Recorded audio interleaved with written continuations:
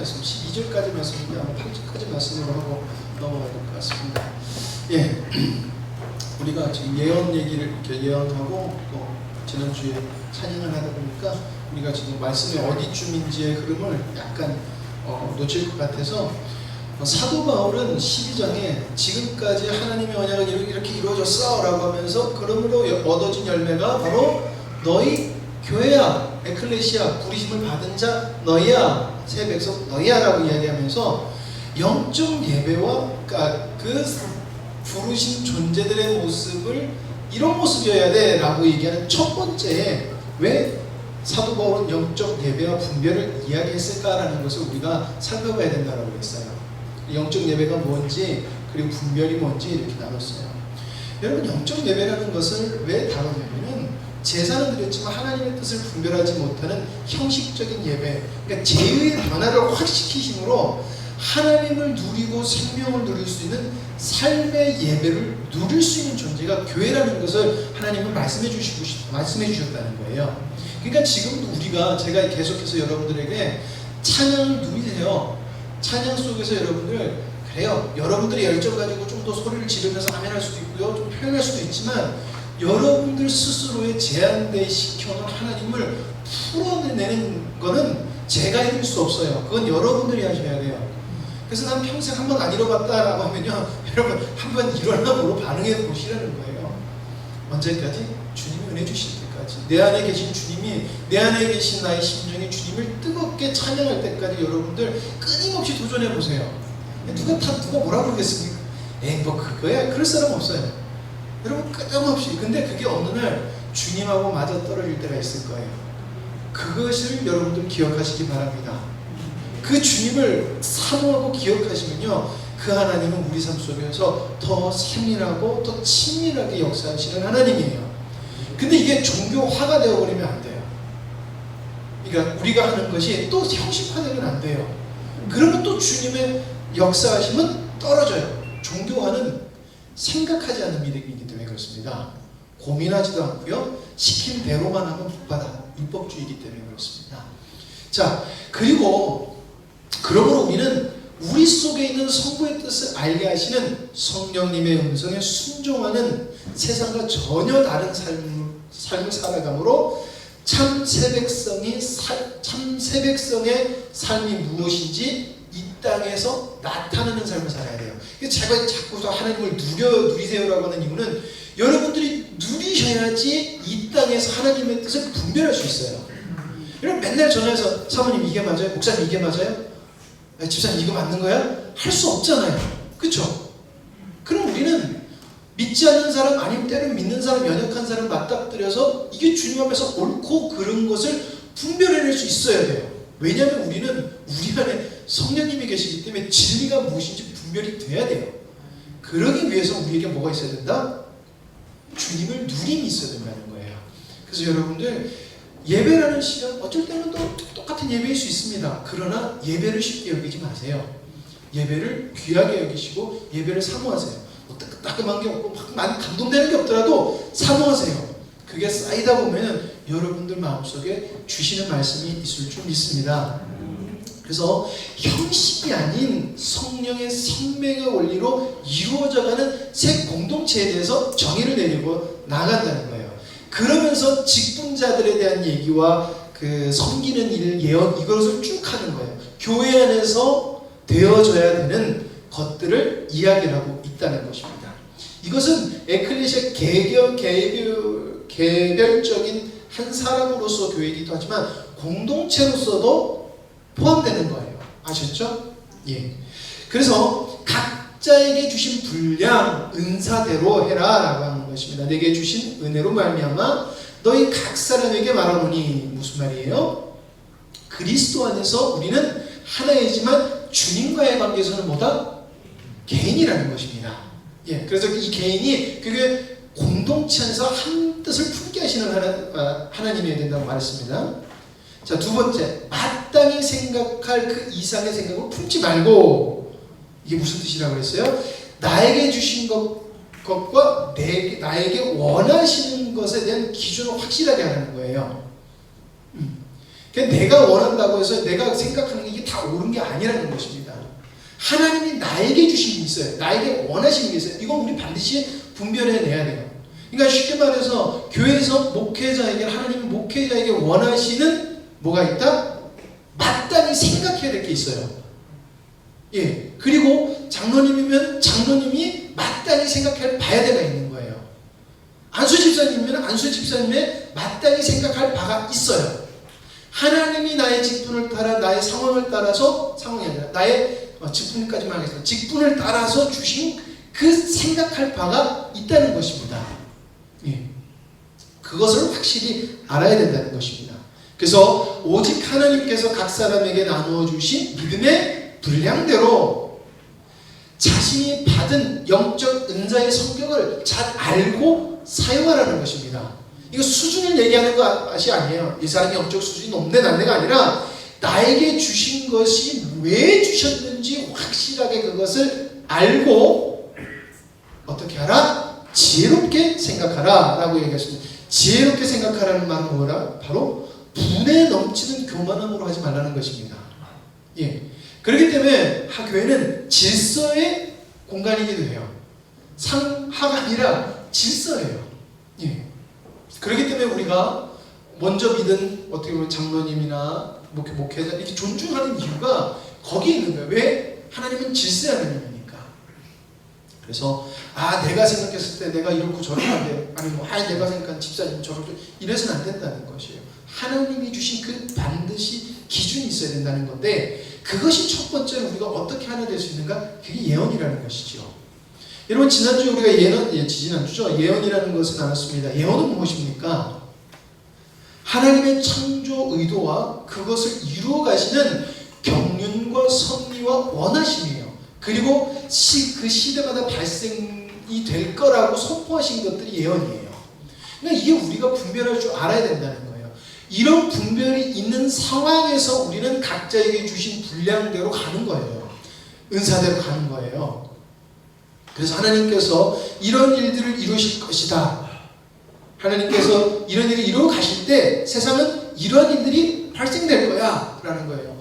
저는 이번 주에 지난주인가요? 지난주에 천재지변이 참 많이 일어났어요. 모로코에 지진이 일어나고 리비아에 댐이 무너져가지고 홍수가 나서 댐이 무너져가지고 10,000명 정도가 죽은 거라고 알고 있어요.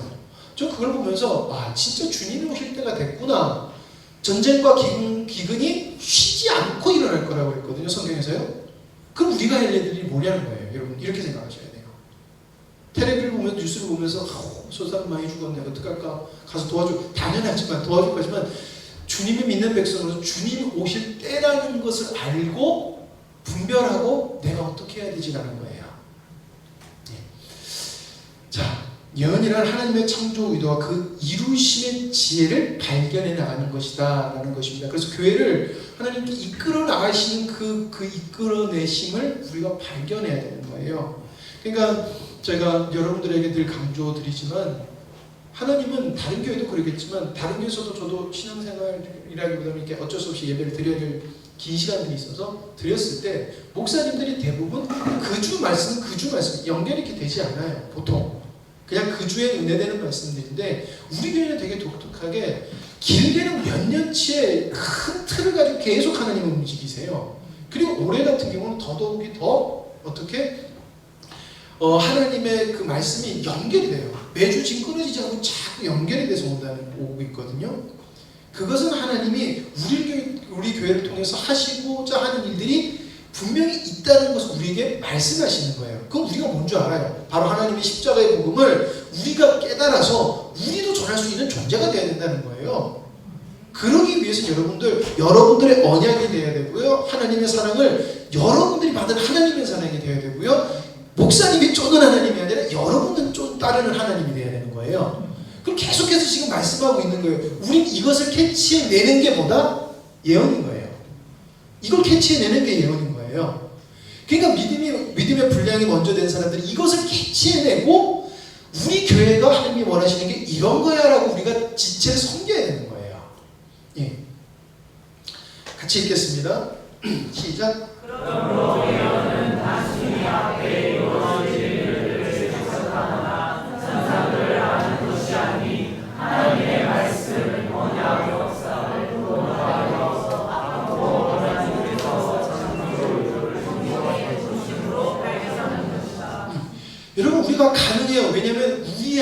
성령님이 계시니까 우리는 할 수 없어도 우리 안에 계신 성령님으로 가능한 거예요. 그러니까 제가 여러분들 하나님을 제한시키지 마세요라고 얘기하는 건 내가 어떤 상황이든 여러분들 안에 계신 하나님은 성령님은 우리의 갈 길을 아신다는 거예요. 누구보다도 나보다 더. 왜냐하면 우리 안에 계신 분은 삼위 하나님이에요.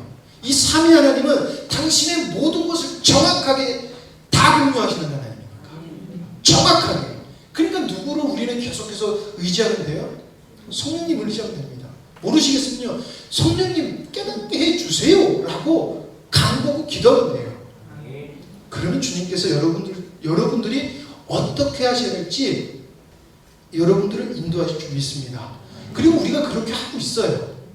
근데 지난주에 그랬죠. 우리에게 하나님이 원하시는 무슨 믿음? 이제 먹으셨죠. 우리에게 원하시는 믿음이 무슨 믿음? 차원이 다른 믿음이라는 거예요.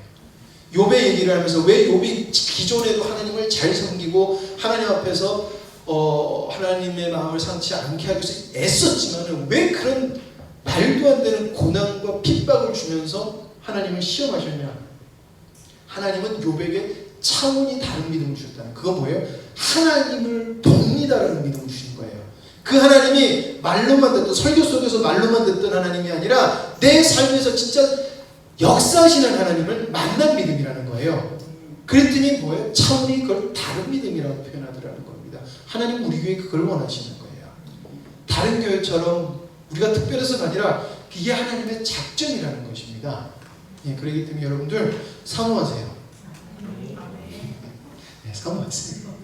그래서 첫 번째 이제 다시 본론으로 들어가서 은사대로 섬겨라 그래서 예언이라는 걸 얘기하고 믿음의 분수대로라고 이야기를 하고 있습니다.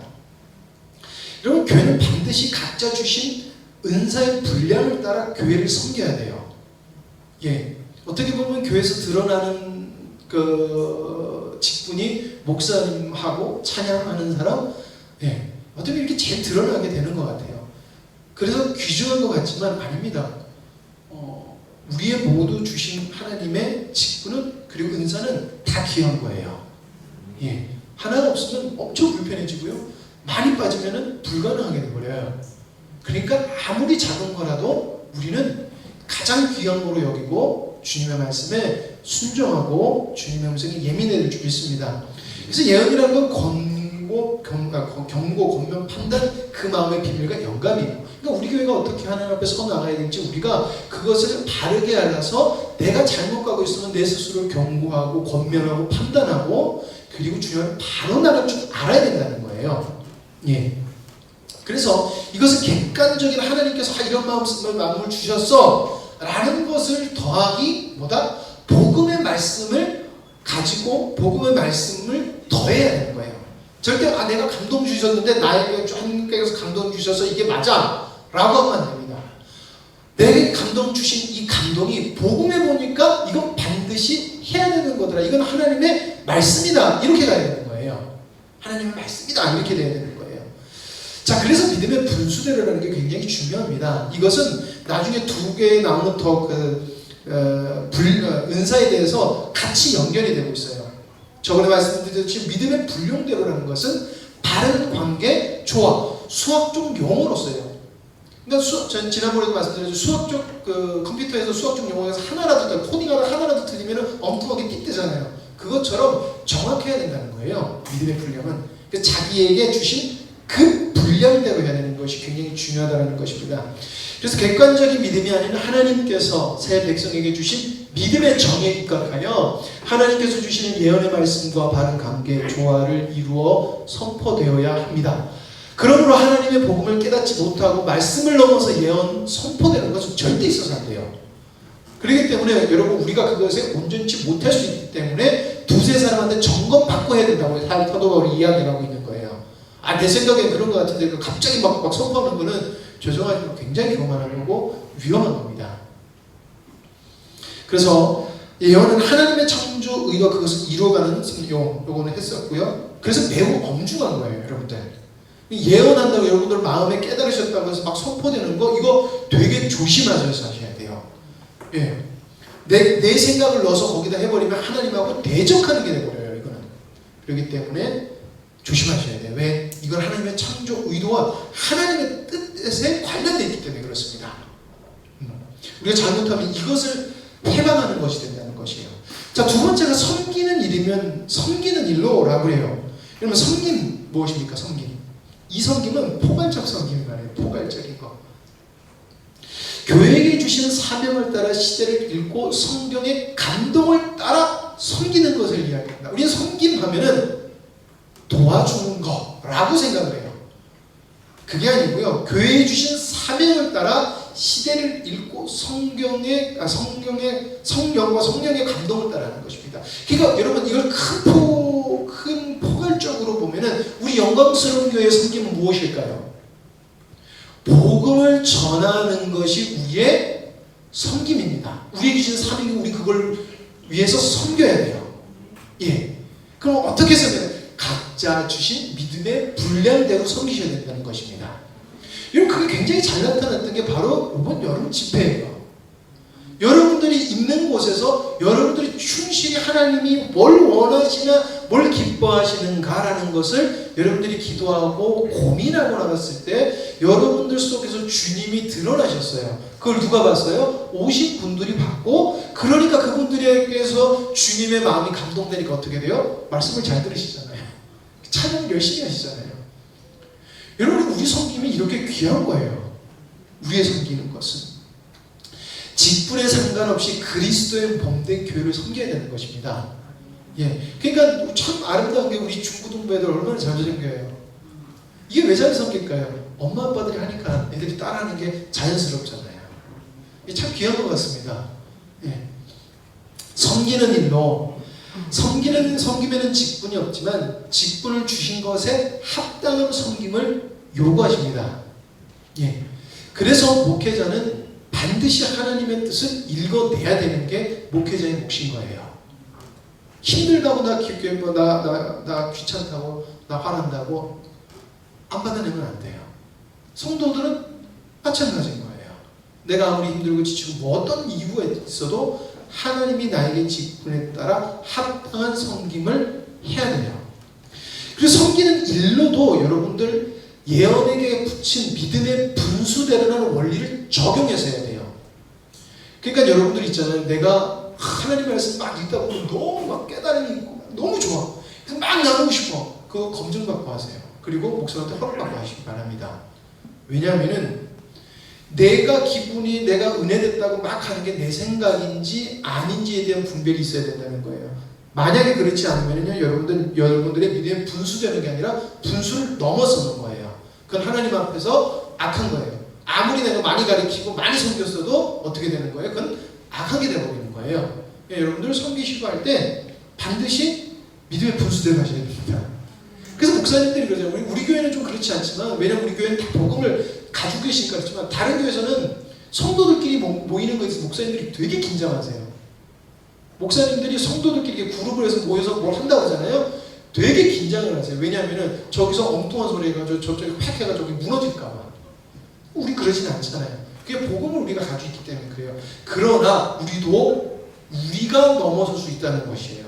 여러분들도 그것을 분명히 아시고 내가 섬기고 싶을 때 확증을 받고 섬기시기 바랍니다. 자, 가르치는 일로, 가르치는 자는 가르치는 일로, 가르치는 자, 말씀의 지식을 전하는 것이에요. 그러니까 이것은 반드시 지금까지 말했던 사도 바울이 말했던 1장부터 11장까지의 복음을 기초로 한 바른 말씀을 전해야 되는 것을 말하고 있습니다. 이것은 계시된 말씀을 지식과 관련하여 지혜와 지식의 말씀으로서 하나님의 계획을 조화롭게 나타내는 것이에요. 그러니까 결국엔 가르치는 것을 뭘 가르쳐야 되냐면은, 옛날에 제가 전주가 믿는 사람들이 많기 때문에 카페 가면요, 믿는 사람들끼리 모여서 양육하는 일들이 종종 봐요. 이렇게 딱 앉아 있잖아요. 그럼 딱 분위기가, 저기 예수님 믿는 사람이 이렇게 이제 처음 믿는 사람 딱 양육하러 데리고 오면 티가 딱 나요. 그래서 곰곰이 기울이고 들어와요. 저분들이 무슨 얘기를 하나. 근데 참 안타까운 게 뭐냐면 열심히 하시는데 열심히 섬겨야 돼요. 믿음 주실 거예요. 열심히 섬겨야 돼요. 열심히 주시면 믿음 생기고, 열심히 그러잖아요. 뭐죠? 봉사 충성 뭐라 그러더라? 그게 있거든요. 그러니까 주님의 말씀을 가르치는 게 아니라 막연하게 자꾸 이렇게 하면 하나님이 복 주실 거야, 이렇게 하면 은혜 받을 거야 라고 두리뭉실하게 얘기를 하고 다 사랑해주고 가요. 결국에 거기에 좀 이렇게 그 수고가 좀 이렇게 안타깝다는 생각이 많이 들더라고요. 분명히 우리가 이게 만약에 가르치는 자리에 두신다면 우리는 반드시 바른 복음이 있어야 된다는 것이에요. 바른 복음이 없으면 여러분들 우리의 섬김이 오래가지 못해서 끊어져요. 이건 역사적으로도 그랬어요. 역사적으로 아무리 많은 섬김이 있어도 복음이 없으면 그게 가다가 끊어져요. 왜냐하면 교회는 진리로 움직이고 생명으로 움직이는데 생명이 없으니까 고갈되는 거예요. 그래서 진리의 말씀으로 교회를 형성케 하고 훈계를 통해 이 땅의 성도들의 삶을 도움을 주려고 하는 것이 바로 가르치는 것이라는 거예요. 그러니까 어떻게 보면 여러분, 교회는 말씀으로 인해서 우리의 삶이 잘못됐다는 것이 드러나야 돼요. 그래서 이거 잘못해서 저거 잘못해서 이렇게 가는 것이 아니라, 그것도 있어야 되겠지만, 왜냐하면 잘못된 길로 가는 사람들 그건 잘못된 길이야 라고 하는 것이 있어야 되겠지만, 사도 바울이 어떻게 이야기합니까? 하나님의 언약의 복음을 선포하잖아요. 그렇죠? 그러면서 뭐라고 그래요? 이것이 여러분들의 삶에서 교훈이 되고 훈계가 돼서 여러분들 안에 계신 성령님으로 말미암아 죄에서 떠나가게끔 한단 말이에요. 그러니까 가르치려면 뭐가 필요하다? 복음이 필요한 것입니다. 가르치는 일도 섬기는 일과 마찬가지로 뭐다? 믿음의 분수대로라는 원리를 적용하여서 가르치는 은사를 받은 자들은 마음을 다하여 그 임무를 충실히 이행해야 된다는 것을 말합니다. 그러므로 사사로이 풀거나 억지로 해석하지 말고 성령의 도움을 받아 바르게 가르쳐야 됩니다.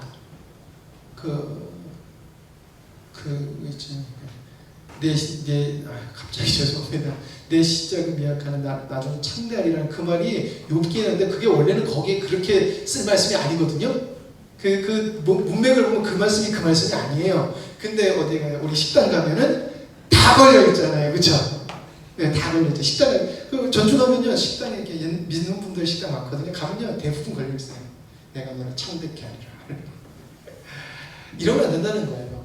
그 말씀은 그렇게 우리가 받아들여도 우리는 없겠지만, 우리가 하나님의 말씀을 내가 원하는 대로 너무 받아들인다는 거예요. 내가 원하고 내가 하는 대로만 쏙쏙 하는 거예요. 그대로 가르치면 어떻게 되겠냐는 거예요. 안 된다는 것입니다. 반드시 복음에 기초해서 어떻게 보면 모자라도 안 되고요. 주님이 주신 분량을 넘어서도 안 되는 것이죠. 자, 그린 이 색 아까 있잖아요. 그 예언과 섬김과 이 가르침이라는 것이 중점이 돼요. 이것이 여러분들 믿음의 분수대로 좀 잡혀 있어야 돼요. 이게 잡혀 있어야 돼요. 그리고 나서 위로하는 자는 위로하는 일로, 무슨 일은 무슨 일, 이렇게 나가야 되는 것이에요. 그러니까 여러분, 우리가 교회에서 행동할 때 하나님의 복음을 어느 정도라고 말하기 좀 그러니까, 복음의 기초가 있어야지 섬길 수 있는 거예요. 근데 우리는 저 사람한테 재능이 있다 그러면은 조금 믿음 있고 열심히 있으면 바로 시켜버려요. 그러니까 이 사람이 자기가 믿음이 좋은 줄 알아버리는 거예요. 복음도 모르는데, 그러니까 주님이 원하시는 방향이 아닌 자기가 원하는 대로 가는 거예요. 그래서 하나님은 우리 교회를 이렇게 세우신 것 같아요. 저는 이 말씀을 준비하면서 하나님은 우리 교회를 이렇게 이끌어 가시는구나라는 게 굉장히 많이 보이는 거예요. 하나님은 우리에게 복음을 주셔서 하나님이 원하시는 건지 분별하게 하시고요. 우리가 아무리 열심히 섬겨도 여러분, 우리가 다른 교회 섬기는 것보다 더 섬기는 게 있는데도 불구하고 그만큼 열매가 안 맺혀져요. 왜 그럴까? 섬기는 것은 하나님이 주신 믿음의 분량대로 하는 거예요. 그러니까 주님의 음성을, 예언을 읽어내라고 하는 하나님의 음성이라는 것입니다. 그리고 가르치는 것도 여러분들 하나님의 복음에 입각하여 가르쳐야 된다는 것이에요. 여러분들 열정이 아니고. 그리고 나서 위로하는 자는 위로하는 일로 가는 겁니다. 여러분, 위로한다는 것은 힘든 일에 있어서 이게 아니에요. 권위하다라는 말이에요. 이건 옛날 번역에는 권위하는 자라고 했는데, 권위하다라는 것은 위로하고 권면하는 거예요. 그냥 위로만 해주는 게 아니라 권면하는 거예요. 이것도 선포된 말씀인데요, 바른 이해가 있어야 돼요. 위로, 권위는 진리를 바르게 전해줌으로 들은 자로 하여금 삶 속에서 복음에 순종하게 하는 마음의 의지가 생겨나도록 하는 거예요.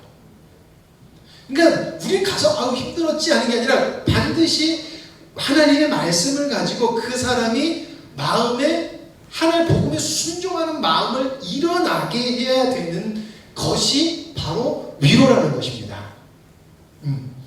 그러니까 믿음의 여기까지 할게요. 그래서 선포하는 자, 들은 자 모두 위로하는 자가 되어야 되는 거예요. 권위하는 자가 또 되어야 된다는 것입니다. 위로하는 일로 위로할 자가 자의 상황을 지혜롭게 파악하고 책임감과 소명의식을 가지되 성령의 분명한 인도하심으로 하나님 앞에서 해야 된다는 것입니다. 밑빠진 독에 물붓기 같은 사람이 있어요. 어떤 사람은 하나님이 그 사람을 이렇게 막 섬기지 마라고 하는 분들도 있어요. 그러니까 그 사람을 섬기지 말아야 되는 게 아니라 지혜롭게 섬겨야 될 필요가 있어요. 근데 우리가 성경에서 위로해라고 했으니까 계속 밑빠진 독에 물붓기 하듯이, 그러니까 지혜롭고 전략적으로 가는 것이 아니라 막 가는 경우가 있어요. 그러면 우리도 지쳐요. 기다려줘야 될 때 좀 기다려줘야 돼요. 우리가 아무리 열심히 한다고 하나님의 택함 받지 못한 자는 절대 안 돌아와요. 근데 그 사람도 구원시키겠다고 열심히 하는 것은 죄송한 말이지만 미련한 것이에요. 그래서 기도하는 거예요. 하나님, 저 사람이 주님의 은혜 받는 사람이기를 간절히 사모합니다라고 기다리고 주님 앞에 인내해야 된다는 것이에요. 그러니까 여러분 가족 전도도 그래요. 하나님 분명히 그랬잖아요. 주 예수를 믿으라. 그리하면 누가 구원받는다? 너와 내 집이 구원받는다 그랬어요. 그럼 끝이에요. 그거는 내가 믿으면 우리 가족 구원받는 거고, 내가 중간에 포기하면 끝이에요. 그럼 믿는 사람은 어떻게 했어요? 포기할 수 없는 문제예요. 이거는 뭐 해 말어의 문제가 되지 않는 거예요. 그러니까 순종하는 게 마땅하게 되는 거예요. 자, 구제하는 자는 성실함으로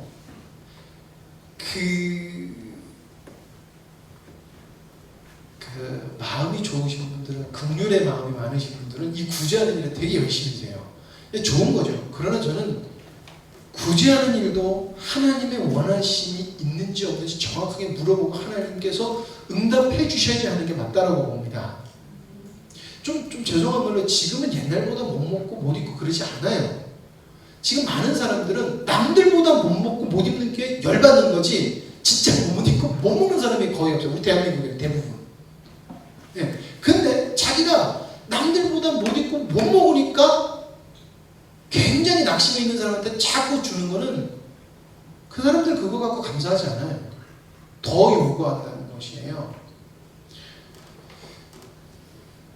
분명히 구제한다는 것은 한 부분을 나눠주다라는 것입니다. 여러분, 구제라는 것을 여러분 성경에 언제 등장했는지하고 왜 하라고 했는지에 대해서 생각을 해야 돼요. 구제는 하나님의 자비하심으로 이 땅에 하나님의 나라를 드러내는 거예요. 제가 아까 왜 지금 우리나라는 못 먹고 사는 사람 별로 없다라고 얘기한 게 뭐냐면은, 옛날에 복음을 구약에도 그랬지만은 신약에 예수님 믿는 사람들이 예수님 믿는 것 때문에 핍박을 받아서 자기의 모든 것을 빼앗기거나 아니면 자기의 모든 걸 빼앗아서 아주 가난하게 되고 못 먹고 못 입는 자들, 진짜 못 먹고 못 입고 그런 자들이 생겨나는 거예요. 그러니까 자기 것을 나눠주는 거예요. 왜? 나의 한 가족이니까. 그리고 이스라엘에서 반드시 구제헌금을 하게 시켜서 구제하도록 해서 또 헌금을 하게 했어요. 왜 그래요? 하나님께서 그러니까 이스라엘 중에 과부나 고아나 굶는 자가 있게 하지 말라고 했던 거예요. 왜? 하나님의 자비하심과 사랑과 은혜를 나타내기 위해서 그랬던 거예요. 그게 목적이 있는 거예요. 그러니까 여러분, 제가 분별하시라는 게 뭐냐면, 자기 조금 힘들다고, 죄송합니다, 징징거리는 사람한테 붙으면 여러분도 힘드신 거예요. 그 사람들이 지금 요구하는 건 세상 것을 요구하는데 자꾸 세상 것 가서 힘들지, 내가 도와줄까? 여러분, 정말 밑빠진 독에 물 붓는 거예요. 그런 사람들한테 갑자기 권위로 가는데, 그런 사람들한테는 그 사람 믿음이 있다면 그게 잘못된 길이라고 선포해줘야 되고, 그 사람 믿지 않는 사람들이라고 하면은, 야, 나도 많이 있지만 내가 기쁜 이유가 뭐냐라고 전해줄 수가 있어야 된다는 것입니다. 갑자기 구제하다 그쪽으로 갔는데, 그래서 내게 주신 것을 나눠 주신 것이 아니라, 우리는 진짜 하나님이 구제를 원하실 때는 하나님이 주신 것을 하나님이 원하신 것에 드리는 거예요. 그러니까 내 것을 주는 게 아니에요. 하나님의 것을 하나님이 원하시는 곳에 갖다 두는 거예요. 무슨 말씀이죠? 그러니까 많은 사람들이 많이 하다 보니까 자기가 하는 거라고 생각을 해요, 구제를. 아니에요. 구제는 하나님이 나에게 더 많이 주신 것을 내 거 아닌데 그거를 하나님이 원하시는 곳에 갖다 두는 거예요. 그래서 성실함이라는 것입니다. 이것은 인간의 것을 추구하지 말고 하나님의 원하심을 따라하는 것입니다. 대부분 섬기는 사람들이 죄송한 말이지만 자기 만족을 위해서 많이 섬겨요. 여러분 섬기는 사람들이 섬기지 못하잖아요. 그럼 갑자기 너무 힘들어요. 이 되게 희한하잖아요. 섬기는 일을 막 하다가 섬기지 딱 못하고 왜 힘들까요? 섬김을 해야지 자기 만족이 되는데 이 섬김을 못하니까 자기 만족이 없어지는 거예요. 막 해야지 뭔가를 하는 것 같고 막 도와줘야지 자기가 뭔가를 해서 하나님을 기쁘게 해드리는 것 같은데 갑자기 일이 없어지니까 힘든 거예요. 자기는 희생을 하고 자기 시간과 자기 돈을 들여서 했지만 결국엔 그것을 섬기는 주체가 누구예요? 숨김에 근원된 자기 기쁘시게 하는 주체가 누구예요? 하나님이라고 하지만 자기가 되는 거예요. 성실함이란 말은 감추어진 목적이 없는 순수함을 말한다고 해요. 그러니까 주님이 원하시면 우리 그저 열심히 하는 거예요. 그 대가가 없어도. 그래서 마음을 다해서 해야 된다라는 것입니다. PPT가 좀 예, 다스리는 자는 부지런함으로. 다스리는 자는 교회 지도하고 지도하는 은사를 주신 자들 말이에요. 이거는 약간 여기도 목회자고 장로들을 이야기를 해요. 목회자, 장로들을 좀 이야기를 하더라고요. 주석에서도. 자, 그렇기 때문에 이거는 반드시 하나님이 주신 분명한 중심이 있어야 돼요. 이런 교회가 왜 흔들리냐면은 죄송한 말이지만 목회자들이 중심이 없기 때문에 힘든 거예요. 목회자들이 하나님의 말씀이라고 하지만 중심이 없기 때문에 교회답지 못한 거예요. 그건 변명의 의지가 없는 것 같아요. 그래서 반드시 주님이 주신 분명한 중심이 있어야 된다는 것입니다. 그리고 주님께서 주신 사명에 충성해야 된다는 것입니다. 이것은 단순히 열심히 하고 열심히 목회라가 아니라 주님 나라를 위한 사명으로서 이건 아까 말했듯이 하나님의 뜻을 읽고 그리고 섬기며 가르치는 하는 일을 말하는 거예요. 자기 생각을 넣어서 하는 게 아니라 정확하게 하나님이 뭘 원하시는지에 대한 그 믿음의 분량대로 다스려야 된다는 것이에요. 목회자도. 그지만 목회자는 그렇겠습니까? 우리는 모두 영적인 자녀를 낳는 자잖아요. 그렇죠? 그럼 우리도 이렇게 해야 된다는 거예요. 모든 성도들도 목회자라고 구별을 지었지만 자, 부지런함으로 해야 됩니다. 맡겨진 일에 열의를 가지고 세월을 아끼며 하라고 해요. 여러분 세월을 아끼란 말하면 또 우리 어떻게 해요? 지금 당장. 여러분 제가 말하는 여기서 세월과 맡겨진 일 열이라는 것은요. 정확하게 뭐가 맡겨진 줄 알아야지 된다는 말입니다. 자꾸 내 생각 가지고 섬기면요. 여러분들 세월이 늦춰져요. 제가 옛날에 목사님한테 장난감을 사줘달라고 하나 사줬는데 제가 자주 쓰는 예로 조립을 해요. 조립을 하는데 제가 되게 책 읽는 걸 싫어하는 사람이거든요. 근데 설계도 보는 것도 되게 싫어해요. 조립하면 설계도 있잖아요. 이렇게 하면 되겠지라고 했어요. 맞췄어요. 맞춰졌을까요? 못 맞춰졌을까요? 못 맞췄어요. 제가 아무리 몇 시간을 내고 맞췄어도 그것은 헛수고예요. 완성되는 거하고 갈 수가 없어요. 세월을 아끼려면요. 아무리 귀찮고 아무리 길게 느낄지라도 설명서를 보고 차근차근 해나가야 된다는 거예요. 근데 우리는 복음을 들었고 열정이 있으면 갑자기 막 우악 하고 나가버려요. 여러분 그러면요. 우리는 하나님 말씀을 전할 수가 없어요. 왜? 열정이 있지 하나님을 아는 건 아니니까. 열정이 있지 하나님을 아는 게 아니니까. 부지런함을 문자적인 의미에서 열심히 빨리 급히로 받아들여서는 안 돼요. 하나님의 뜻을 바르게 분별함으로 시간을 아끼셔야 된다라는 것입니다. 자, 긍휼을 베푸는 자는 즐거움으로 국률을 베푸는 자 불쌍히 여기고 자비를 베푼다는 것이에요.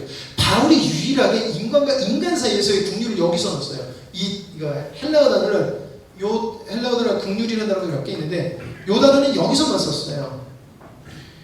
이것은 주님의 기준, 하나님의 나라 새 백성의 기준으로서를 강조한 거예요. 그러니까 하나님이 긍휼을 베푸신다고 해서 다른 단어를 써요.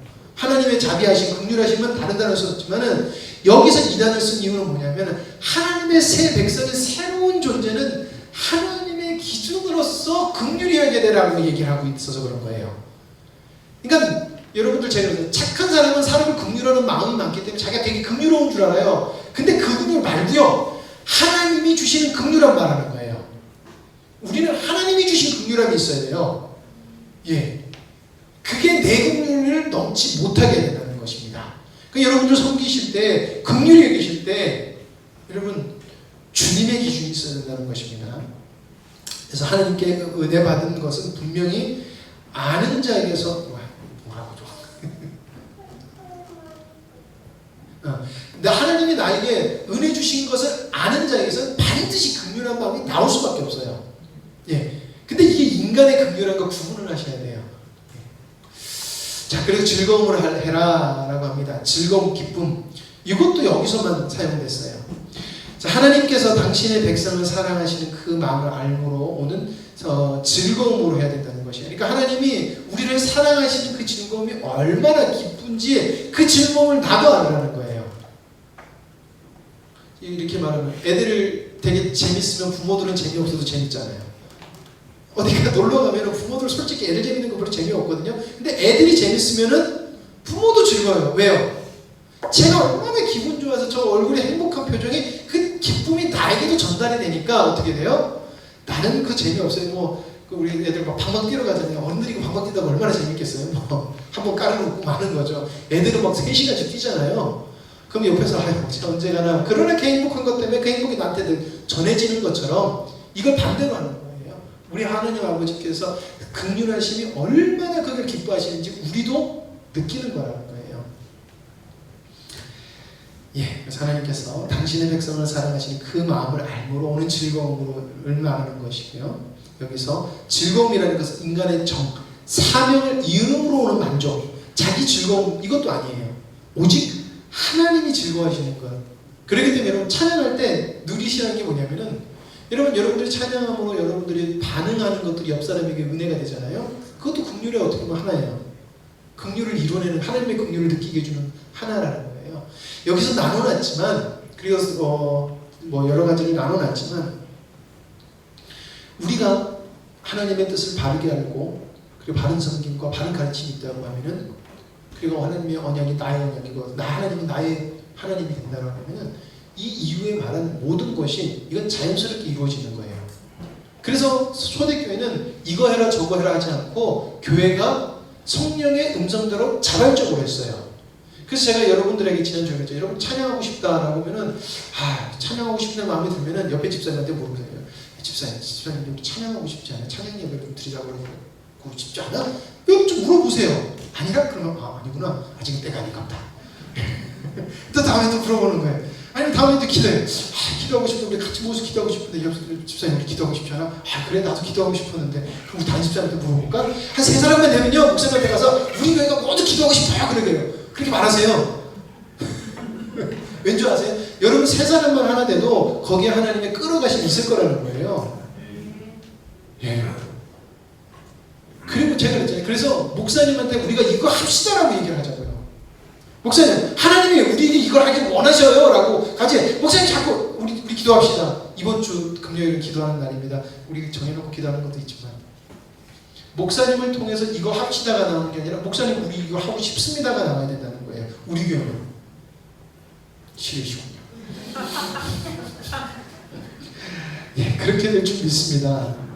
분명히 목사님이 하자라고 하시겠죠. 근데 그런 열정이 목사님이 말했는데 맞아 정말 기도하고 싶었어.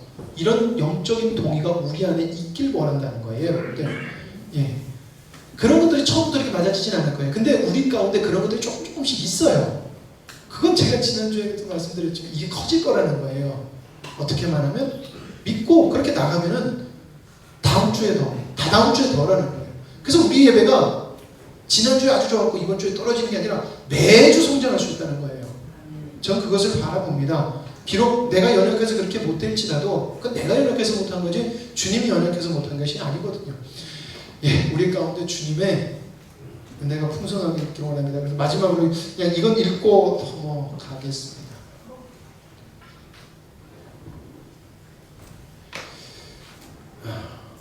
한번 이거 곰곰이 생각해 보시기 바랍니다. 제가 다음 주에 하면서 잠깐 하고 넘어갈 수도 있고 한데 같이 읽어보겠습니다. 시작. 사랑에는 거짓이 없나니 악을 미워하고 선에 속하라.